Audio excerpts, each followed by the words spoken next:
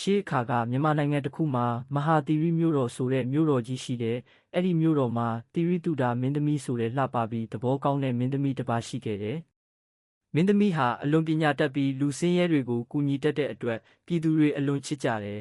။မြို့တော်အနီးမှာသူဝနရွာဆိုတဲ့ရွာလေးတစ်ရွာရှိတယ်။အဲ့ဒီရွာမှာအောင်မင်းဆိုတဲ့လူငယ်တစ်ယောက်နေတယ်။အောင်မင်းဟာဆင်းရဲပေမဲ့စိတ်ထားကောင်းတဲ့အလုပ်ကြိုးစားတဲ့တတိရှိတဲ့လူငယ်တစ်ယောက်ဖြစ်တယ်။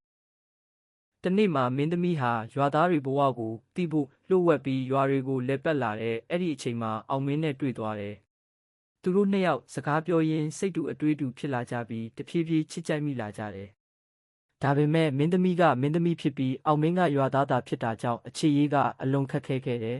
။မင်းသမီးနဲ့ရွာသားလူငယ်ချစ်ကြိုက်နေကြတာကိုဘုရင်ကြီးသိသွားတယ်။ဘုရင်ကြီးကပြောလိုက်တယ်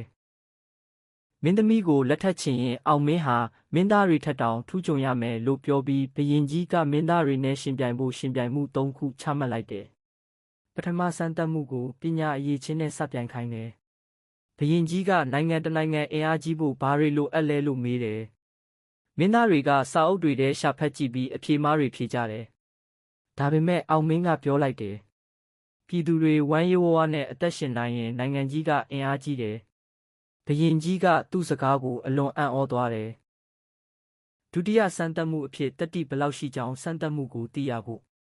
တောထဲကအန္တရာယ်များတဲ့ခရီးတစ်ခုကိုသွားခိုင်းတယ်။တချို့မင်းသားတွေကလမ်းတစ်ဝက်ကနေအကြောက်တရားဖြစ်ပြန်လာကြတယ်။အောင်မင်းကတော့တောထဲကလူတွေကိုကူညီပေးတယ်။ဒဏ်ရာရသူတွေကိုထမ်းပြီးပြန်လာခဲ့တယ်။သူကပြောတယ်။တတိဆိုတာတယောက်တည်းအောင်မြင်တာမဟုတ်ဘူးလူတွေကိုကယ်တင်တာပါ။ဘုရင်ကြီးသဘောကျသွားတယ်။နောက်ဆုံးစမ်းသပ်မှုအနေဖြင့်ဘုရင်ကြီးကမေးလိုက်တယ်။မင်းသမီးကိုဘာကြောင့်လက်ထပ်ချင်တာလဲ။အောင်မင်းကတိတ်တိတ်လေးပြောလိုက်တယ်။မင်းသမီးကဘုရင်သမီးဖြစ်လို့လက်ထပ်ချင်တာမဟုတ်ပါဘူး။သူကလူတွေကိုချစ်တတ်တဲ့စိတ်ရှိပါတယ်။အဲ့ဒီစိတ်ကိုကျွန်တော်ကာကွယ်ချင်လို့ပါလို့ပြောလိုက်ရာဘုရင်ကြီးကအလွန်သဘောကျသွားတယ်။မင်းသမီးကအောင်မင်းရဲ့စကားကြောင့်ဝမ်းသာလွန်းလို့မျက်ရည်ကျသွားတယ်။ဘုရင်ကြီးဟာအောင်မင်းကိုကြည့်ပြီးပြောလိုက်တယ်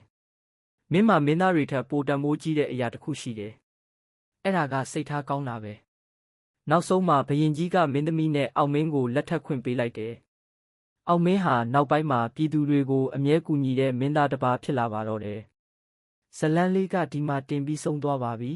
။အားလုံးကိုကျေးဇူးတင်ပါတယ်။